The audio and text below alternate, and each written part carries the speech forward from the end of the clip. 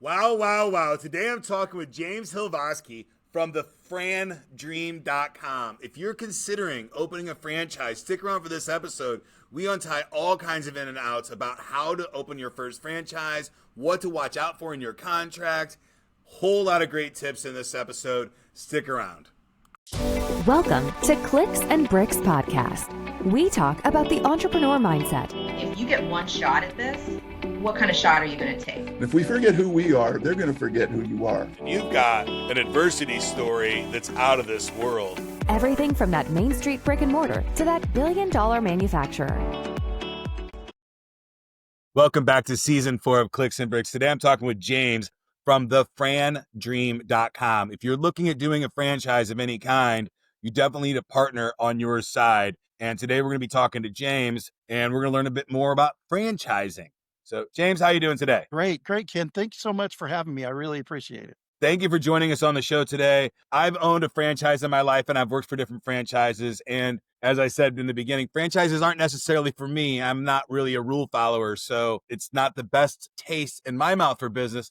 But I do know that it is a great solution for a very lot of people. Can you tell us a little bit about yourself, James, and more about the FranDream.com? Yeah, absolutely. My journey to start the FranDream and myself came from, I spent many years as a former, I would say minor league baseball player. I then went into the restaurant business, had 25 years in a corporate job with a restaurant company. Then one company said, "Hey, we want to build our franchise side. We have one store now. Come on over and help us build this model." So I did, and I helped them go from one store to 100 in about 3.5 years. So it was a lot of hard work, but my role was to support franchisees and help them open the stores and get them going. So had a lot of difference in there. And then the largest franchisee of the company said, "Hey, come work for us. We'll partner with us." And that really resonated with me because the partners were two NFL football players. They were brothers, and their dad played football, and they were right near where I live. So it made a natural instance of, okay, I'll leave the company, come work for them, partner with them. So we had that franchise. We did a ice cream franchise. We did our own coffee shop concept. We did our own dough creamery concept. And then one of the brothers retired from the NFL, and the other one got hurt, couldn't fulfill the rest of his contract. So then they decided, hey, we're kind of done with the restaurants, which was fine with me. We were going to go into the tequila business.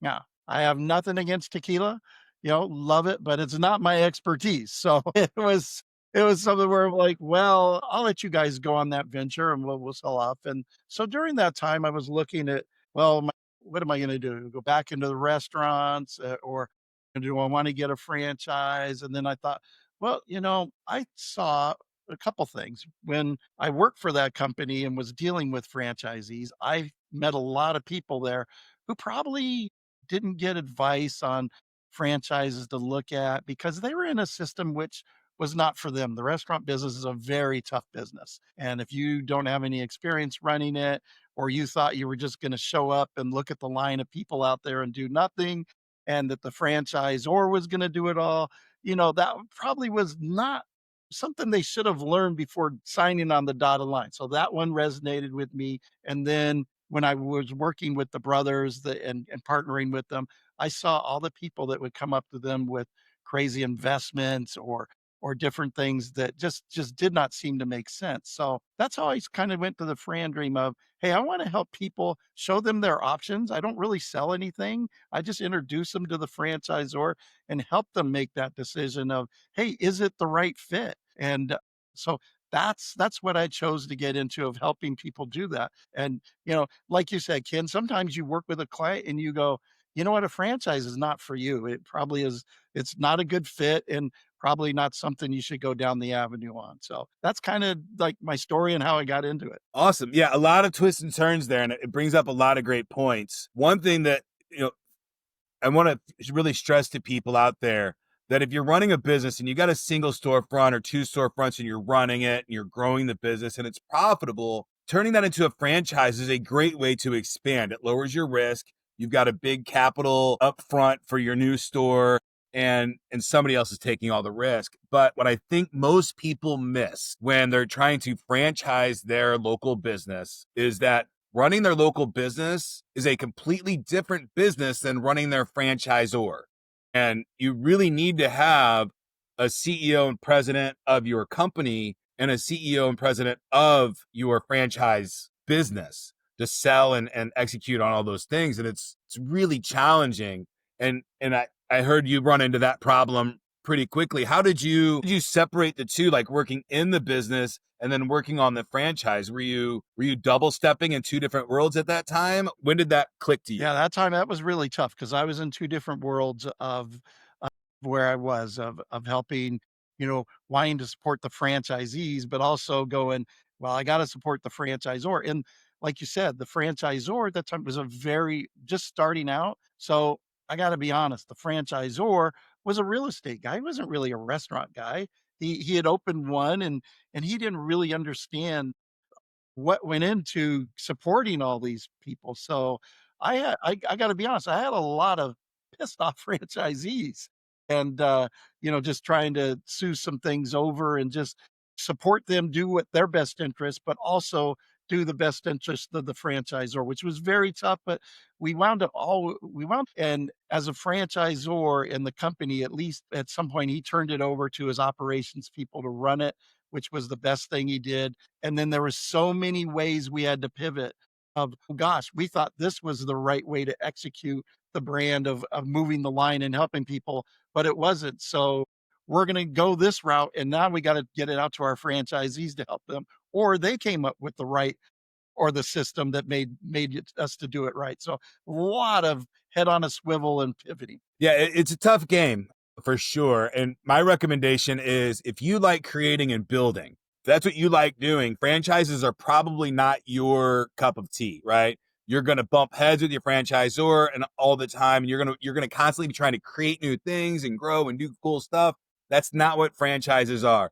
Franchises are, here's your standing operating procedure, execute at your highest capability. And if it doesn't work, it's your fault. Right. Exactly. Right. It's just that simple, right? These are proven methods that work in other markets, and they may or may not work in your market, but there's a lot of details involved. And I beg you not to jump into a franchise unless you've really, really done your homework and you've talked to a lot of the franchisees. These franchisors are really good at closing deals. Like they're really, really good at it. So, and you get emotional and you want to do the stuff, but it's dangerous to emotionally jump into a franchise without doing all your homework. I would call it the closest thing to a marriage that I've ever seen in my life. Yep, absolutely. And the point you made is one thing that I stress everyone that I work with. Talk with the franchisees in the system because the franchisor is going to tell you everything you want to hear in that. The only true way you find out is that the earnings claims are good and the earnings claim are strong are talking with the franchisees in the system. And you want to ask them, hey, would you do this again? And how long did it take you to break even? And then the main thing for me really is what kind of support are you getting from the franchisor? Is it strong support, not only operations, but marketing? And if that's a yes, you got a really good shot. But, all the other stuff have to line up. And I also do say, you're not going to talk to every franchisee and have them all be happy. That's not going to happen because you do have bad franchisees in every system that don't follow the playbook, don't want to do what the franchisor says, and they're going to blame the franchisor for their failures that they didn't support you. That was me. I didn't fail though. Yeah, I was that guy. My recommendation is they're going to give you people to talk to. People are going to show up to the parties, and it's intoxicating, man. I tell you what. These people know how to throw a party. They know how to make you loosen up. They know how to get you fun, and they know how to get you excited. They're going to bring all the best people in front of you. When you get home from those meetings, look them up. Call 5 or 10 of them, right? That weren't at that meeting. 5 or 10 that weren't at that meeting. Call some rurals. Find the closest one to your kind of neighborhood, right? Your metropolitan area, and then call those people and ask them, because what works on a main street in Chicago does not work on a main street in St. Louis, Missouri, right? They're two wildly different businesses, wildly different foot traffic across the board. So call people in communities as similar as yours as possible. Absolutely. And I tell my candidates that. I also say, hey, you know what? Call it. And like you said, they're in the FDD. It's the full list of franchisees. call people that they haven't given you. That's what you want to do. And my goodness, if you call someone that's really close to your neighborhood, don't tell them you're looking at buying next to them, because they'll buy your territory from you. So say, I'm looking in this area. I jumped in a car and I drove to 12 different states checking out the franchises before I bought one, and talked to the owners in 12 different states. And I just drove and I just walked in, shook their hand. Hey, is the owner around? Manager, talk to him about those kinds of things. And I found that wildly beneficial. Yes, 100%. That's the main part of your homework, I would say, when looking at a franchise. Absolutely. James, I want to talk about bell curves for a minute, because there's a couple franchises in my mind that felt like home runs. Like they felt like they were going to be, I can't lose in these worlds, right? And let's just say Krispy Kreme and Quiznos, right? Two famous franchises that were growing. Actually, I'm not sure that Krispy Kreme was a franchise, but they made a fatal mistake in their marketing. Quiznos is a great example. The franchisee didn't have the ability to defend their position against the franchisor, and the supply chain was completely owned by the franchisor, and they kept raising the prices as they were doing bad business. How do you defend yourself against a bad franchisor? Well, once you're in the system, it's pretty hard. It's doing your homework and stopping that for sure. So I would say it all comes back to doing your homework, and things like what happened with Quiznos, knowing, hey, they're their own distribution center. Let's find out how does that work, and what does price increasing look like? Should be in that FDD, that should be in there, that'll tell you that. Also, the thing that with Subway that I would say is not, it's there's a lot of franchisees in the system. It probably would be one that I would never recommend. And what got them into trouble was, that was they weren't protecting their franchisees. They would sell another one right next door. So you had no protection, no territory rights or protection. So that's really bad, really, really bad. And then, the other thing of what I think somewhat of Quiznos got into too was sometimes you grow too fast as a franchisor, where they don't have the support system to support that growth. So if you're looking at emerging brand that looks like, hey, they're selling a lot of units, well, what does their corporate structure look like? And if it's only two or three people in there, my guess is they're probably growing a little bit too fast to support their franchisees. Absolutely. I don't think like your DFO, your field officer, your direct field officer should have more than 10 or 15 franchisees underneath them. If you're in a position to where DFO is a pretty common term in the franchise world, and if you're looking at a world where you've got one DFO for 100 locations, or even more than, I would say more than 10, I would start thinking about it. And once you start talking about management and you really get into it, a person can manage about 10 assets at a time, the average person. Some people are spectacular, but very few. So that would be a red flag to me right out of the gate. Like, how many DFOs per franchise do you have for the franchisor? And that's very important, because you're running a business, and this is your business. Like, this is basically your business consultant, right? That you're going to talk to and get all these things for, and you need to make sure that they have time for you. Yeah, that's It's your really, really liaison. important. That's your voice back to the Yeah. franchisor. Yeah. So it's important stuff. And my tip is, I've got two tips for you when you're looking at these contracts with the franchisors. Don't be afraid to write stuff in. And if they don't accept it, walk away. They probably won't. But things like guaranteed territory, that the territory is bi-directional. So meaning that you can't compete in that territory, but you can also leave that territory and open your own business. And then every single time you sign your name, right, just member underneath it. Every single time when you're in business, don't ever just sign your name, always member underneath it. And they might kick it back to you on your personal guarantee, but if they don't, then you sign as the company and not yourself. And it's an amazing distinction between the two. Absolutely. Absolutely. If you just follow that one advice for the rest of your life, it can save you millions of dollars in lawsuits. 100%. 100%. I know it has for me. James, I've got some questions that I dug up for you. What led you to the franchise world, and how did FranDream come to life? I think we've already talked about your aha moment, Mm-hmm. right? Yeah. So we'll move on to the next question. What's the biggest misconception entrepreneurs have about buying their first franchise? Well, a couple things. So one is a franchise is a restaurant or food. A franchise is HVAC, it's dog grooming. It is any industry out there is a franchise. So just restaurants are are not franchises for sure. And then the other misconception is that, hey, I'm just going to buy into the franchise and the franchisor is going to do all the work.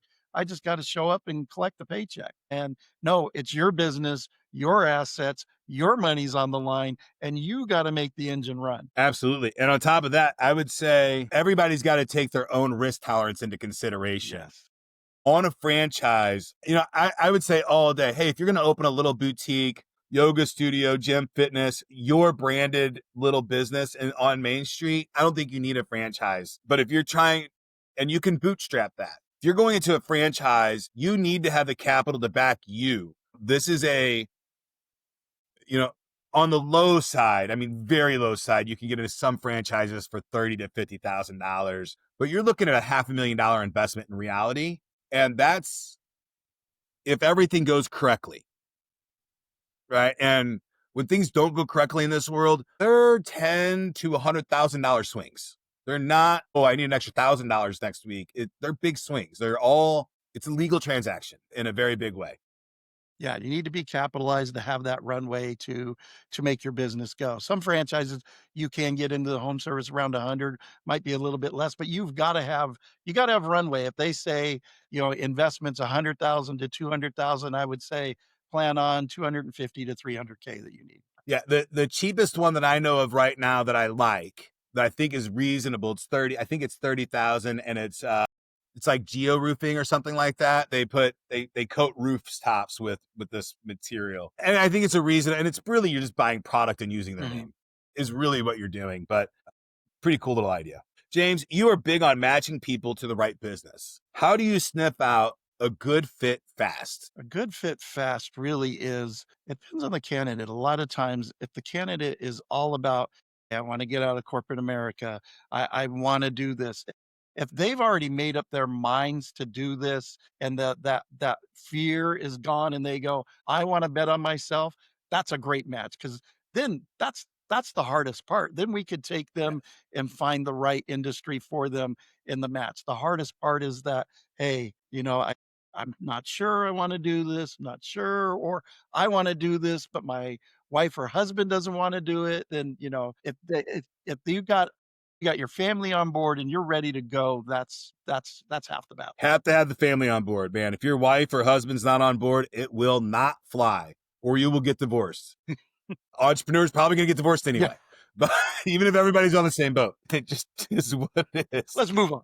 You said something there about leaving corporate America, and I think that is such a perfect fit for a franchisee. Somebody that's in corporate America, they understand the structure of business. They're in meetings. They have these things. They're probably doing some legal stuff here and there, and they're going to transition into a world that, as long as they've got the capital to get started and to weather any weird storms in that first year, maybe even 4 years, that it's a great fit. It's a wonderful fit for entrepreneurship, especially out of that corporate America, because you got the structure. You've got every piece of the business, from marketing to accounting to sales. You've got the whole thing, and you've got a team there to train you to do every single one of those things. And it's really a cool program. And if you get a good franchisor, their education, and you're going to get better education than any college course that I've ever taken, like by 1,000 times, right? Because these are real actionable things that you do in the field, in real life, and it's just learning how to do those things. So I think that's a really great fit. 100%. Well, we're talking about startup costs. What's a realistic budget for getting into a solid franchise today? So it does vary. If you're looking at restaurants, you let's just say $1 million. That's what you're looking at. Because you got all the equipment and all that, you might be able to get one for $500,000, but that's kind of where you're at. You're looking at the home service market. You could get those for around 100,000 startup, but again, you got to have the runway. Dog grooming, couple hundred, 200K. Now, if you're talking about dog boarding, you're looking about 600K, because larger area. So it really varies on the industry. You could do a kids swimming pool where you do lessons. You could do that for about 100K. Preschool, you're looking at about 600K to $1 million. There's so many, like indoor golf studio, you're looking at about 400K. Let's just talk about that $500,000 deal, right? I think that's a great spot for a first-time entrepreneur stepping out of corporate America, 35 to 55 years old. They're cashing out their 401k or they're cashing something out. It's a gigantic risk. It's an enormous risk, and it's a binary decision. You're either going to win or you're going to lose. Mm-hmm. That $500,000 deal, how much cash do I have to have in my pocket to walk into that deal? So let's say it's $500,000. If we're going to fund it with the SBA, we got to have at least 20%, depending on the franchise, 20 to 30% in liquid cash in the business account before they're going to fund it, because they want to see skin in the game. So you could get a loan for the majority of that, but you're going to have, what's that, about $100,000 in the business account to make that work. So there is a large amount of cash, and you can loan and get loans out there for it. Some people do a 401k rollover where they roll the whole thing over. Some people do a HELOC on their home that's out there, and some people stop. Great way to get divorced. Yeah. So many different ways to make it work.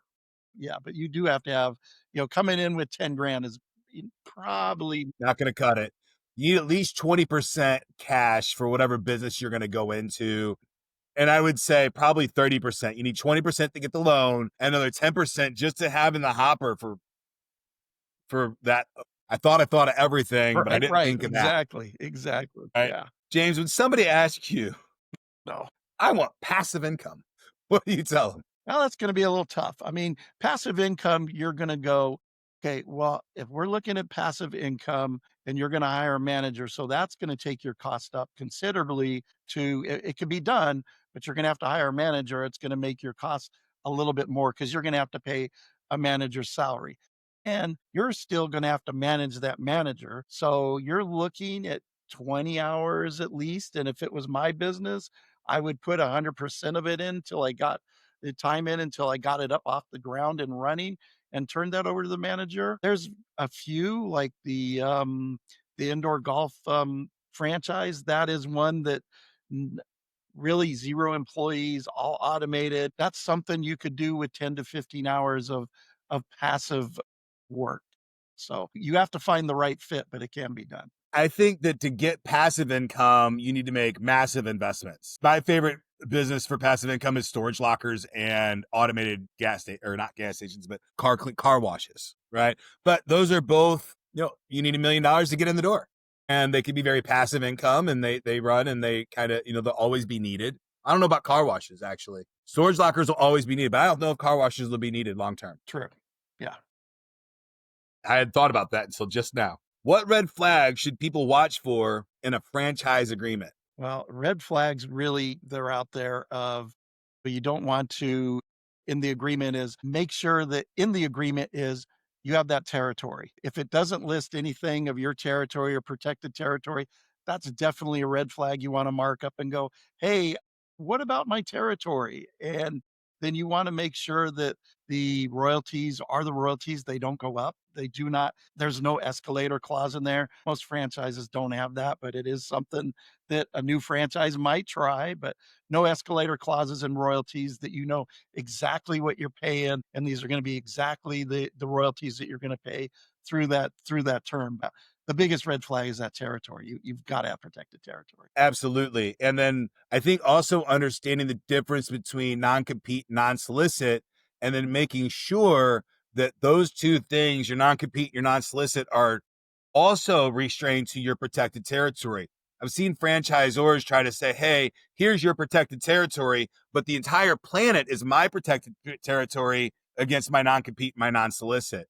Make sure that your non-compete is bi-directional. It's only locked to that specific territory. If you want to move to a different state and start a similar business or anything along those lines, that you should be able to. Yeah, that's a very good point. Excellent point. And a lot of states will fall on your side, the franchisee side, but it's just a court battle that you don't need to have if you can figure that out. Not competing is, I'm not going to do the same kind of business in this area. And non-soliciting is, I'm not going to solicit the customers for this business anywhere else, right? And those are two big distinctions in those contracts that you need to look at. And I would recommend having both of them and having them locked to that territory. And because I like fairness, and that's excellent. That's an excellent point. It's all about the territory in my mind. You've worked with hundreds of buyers. What separates the winners from the wannabes? The winners from the wannabes, again, it all is that drive and that I'm going to bet on myself. I'm going to put everything I have into it, and I am going to get with a franchisor and I'm going to follow the system exactly what they tell me. If they tell me I need a fan over my desk, I'm going to put a fan over my desk. They've used it. You've got to be able to take ones who are able to take coaching and take constructive criticism. Not only that, but also when you get into a franchise, the franchisees are going to be a big support system for you because they've gone through it and they're going to be able to help you sometimes through lows. So anyone that is really able to be coached, take criticism, and be able to ask questions and look for help. Absolutely. It's one of my favorite things about franchising. As you can tell, for me personally, I'm not the biggest fan, but it is good for a lot of people. But the thing that I did like most about it was the community that they created. Entrepreneurship is a lonely game. And when you're building stuff that nobody else is building, it gets even lonelier. But whenever you have a franchise and you have 10, 100, 1,000 other people that have the same kind of business as you, they're dealing with the same kind of problems, and you got your Facebook groups and you got these private messages with them all. It's a really nice, it makes you feel good that somebody else is dealing with the same kind of struggles or they've gone down that path and you can reach out to them. And those relationships that I've built as a franchisee are some of the better relationships I've had in my life. Yeah, they're still your friends to this day, really. Yeah, it's great Absolutely. relationships. Yeah, it's a neat thing to have. And I can't say that I've experienced that kind of camaraderie. And I've experienced a lot of different kinds of camaraderie, but that's a different one where we're all doing similar stuff. We all have a lot on the line, right? We're all working really hard and we see a lot of the same stresses. So it's a really neat environment. 100%.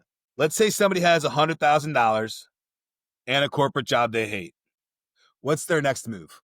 Their next move is to let's find the franchise that'll fit them and find that match. But we got to ask questions of, hey, what are you looking for? Are you looking for, do you want to buy yourself a job?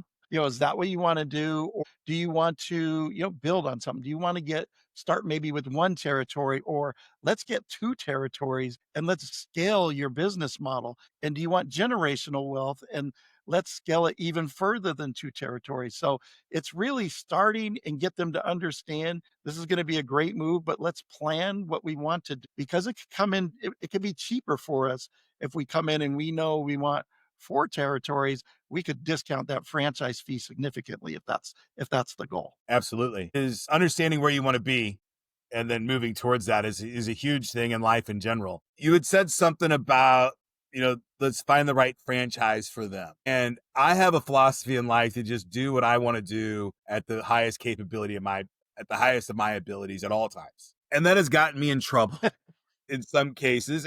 But it's what I love. And I am looking for a job, right? Always. I'm looking for how do I fill my day productively and help other people. But that's not what everybody wants, for sure. How do you know, because I don't think people know this when they're going into this path. What they're really passionate about are just making the money, right? I own a boxing school because I absolutely love it. It saved my life. Not the best way to make money in the world, right? But I love it. And I will never, ever let it go, no matter what, right? Even if I'm losing money there, I'll never let that go. I'm not. But how can you gauge somebody between their passion and their finance and push them into the right position? Because I can promise you, I don't care how much money you're making. You hate waking up every day. You're going to quit. You're not going to succeed. You're going to walk away at some point. It doesn't matter how much you're making. Right. Yeah. And that is it. It really, if it's the passion, you try to match their passion, but I also will tell them, hey, look, I'm going to show you franchises and I know you're passionate about this area, which is great. I want to put you in this, but I also am under the philosophy that I don't want to get you into a hobby. I want you to get into a business that you can grow. And, if your passion is doing this one thing, it might just be a hobby and you're not going to make a lot of money at that. Now let's find you something that you have interest in of you love helping kids. So maybe the best option with this, if a preschool and you have the money to do it, has really strong margins. So let's look at that because that's going to set you up. It's going to replace your income now and you're going to be able to build on that. And I think that's going to be a way to go. So kind of really want to kind of match that passion, but it's got to also match with dollars and cents. The worst thing, like I said, I really don't want to put you into a hobby. Yeah, it's tough, right? I was super fortunate. I started my company at the age of 24, and that became my foundation to try a bunch of other things, right? And I love it. I still have that foundation. I think it's really important to have a good foundation so you can kind of come out and then try other things. It is my opinion. This is just my opinion. I'm curious to see what you think.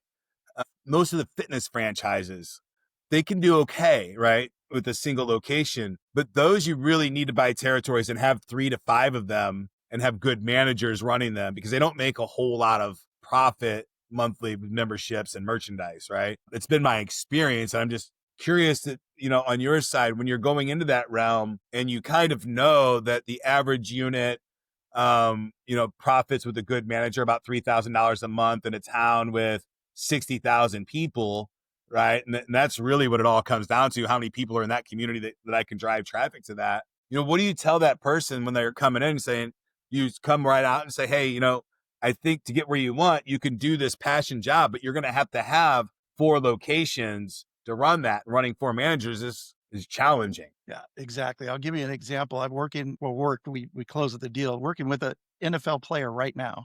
And he said, hey, James, I got 2 years left in the league. I know that. And I know when I retire, I'm going to have $0 coming in. I want to retire. I want to get into a franchise, and I want to get to where I walk into $500,000. That's what I want to do. Okay. The play's a multi-unit play. And his passion was gyms, and we found this boutique gym that's going to be a great fit for them. They sell supplements. They do a 6-week weight loss challenge. So he's going to do 3 of them and have those up before he's done playing. And he's going to walk into $500,000. If it doesn't make $500,000, he'll just get a couple more. But it was from the understanding, if this is what we're going to do, it's a multi-unit play. Absolutely. And knowing that right out of the gate is really important. Now, I just want to talk about celebrity for a second, because I've had to use this tactic in my life to get through somewhere. One, if you have somebody that's a celebrity, football player, baseball player, along those lines, getting good managers is way easier. They want to be around people that have some amount of fame, right? So that makes life a lot easier. So I would really look for NFL, baseball play, all the major league sports. Look for those people that live in your community or near your community and reach out to them. They might take a percentage of your company for just co-signing leases, liens, any of those things, right? And you could present to them, and then they're on your board or whatever, and then that helps attract other good talent to you. It's really, really important, and it helps a ton with landlord negotiations, just across the board, everywhere. If you can walk in with a football player to any table, you've got a You foot up. should see the amount of attention this guy's getting from the franchisor. They don't want him to fail. He's A-listed. They have one person dedicated to helping him and getting it up and going. I mean, they're not taking anything away from their other franchisee, but they're giving him the red carpet treatment. Absolutely. What's the most underrated franchise category right now, and why aren't more people looking there? I think people are catching up to it, but I do believe it's the pet industry. Dog grooming is kind of like the construction worker, where if you find one that does a great job and shows up on time, that's like gold. So the pet industry is really, really strong now. Dog grooming is very strong, very high margins in it. Dog boarding, dog training, cat motel. It really is a super strong industry. Even there's a franchise that takes dogs out on field trips, and you have a doggy bus. So, I mean, it really is a industry that people are definitely catching up to it. And then you get some that come in that you go, wow, that's a really interesting idea that I think could be really good. Like one that's just starting is a franchise that does private jet cleaning and at different airports. And that's a great niche. And they have all the systems worked out and on the app. So that's going to be a hot selling franchise. Absolutely. That'd be really neat. And it's, your market, right? Your target market. They have the money. That would be fun. What is your personal mission with FranDream, and what drives you day to day? Drive me day to day is helping people find the right franchise fit, because I saw so many people that shouldn't have been in the restaurant business that got into it and were struggling, and knowing that they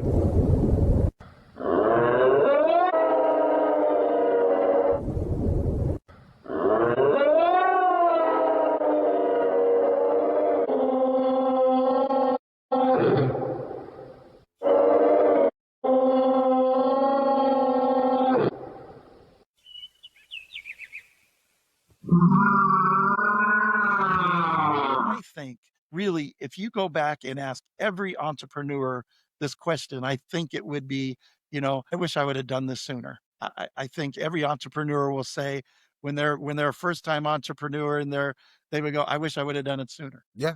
I've never enjoyed having a boss Mhm. over me, right? I've liked to create my own path and be my own person. A franchise is a great way to get that started. I think it's a great first business for a lot of people. I just got tainted because I started my first businesses outside of the franchise and I learned all the processes and all those things outside of it so that I didn't value those things. And I valued creativity and movement more than I valued the structure that the franchise created.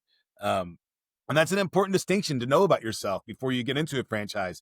If you are a buck the system kind of person, don't go into a franchise. It's not for you. Create your own stuff, multi-tenant unit apartments, something else, right? Right. Be Yeah. your own Yeah. person. You're going to be denied, denied, denied when you're working with a franchise system. If you're trying to breach out, they might take one of your ideas, but they're not going to take all 20 of them. Well, and the frustrating thing for a very creative person is we are going to present ideas. They're going to turn them down. They're going to rehash them and then redistribute your ideas to the franchise as their own. Yeah, exactly. Right. Yeah. Is what happened to me a lot. And it was very, very frustrating that I would create programs inside my business and the franchisor would tell me to stop. And then 6 months later, my program would be deployed out to the rest of the Well, they should have gave franchisees you and I would credit get for to use that. it again.